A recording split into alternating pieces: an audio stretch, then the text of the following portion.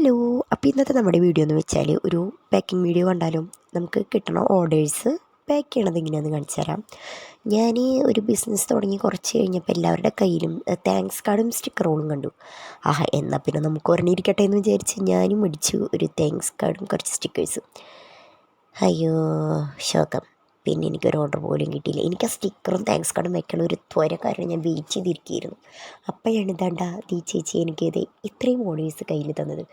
അതെങ്ങനെയാണ് ദൈവം നമ്മൾ വെറുതെ വിടില്ല. മണത്തിന് ഞാൻ കുറച്ച് സ്പ്രേ ഒക്കെ അടിച്ച് വെച്ചിട്ടുണ്ട്. ആ ചേച്ചി പെട്ടി തുറക്കുമ്പോൾ നല്ല മണം ഉണ്ടായിക്കോട്ടെ.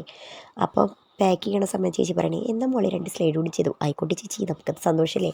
അങ്ങനെ അത് ഒരു ലോട്ടസിൻ്റെയും പിന്നെ അത് ഈ ഫസ്റ്റ് കാണുന്ന ഒരു മോഡലും അങ്ങനെ 2 വലിയ സ്ലൈഡും ചെയ്തു. പിള്ളേർക്ക് മാത്രം പോരല്ലോ, അമ്മമാരും തിളങ്ങട്ടേ.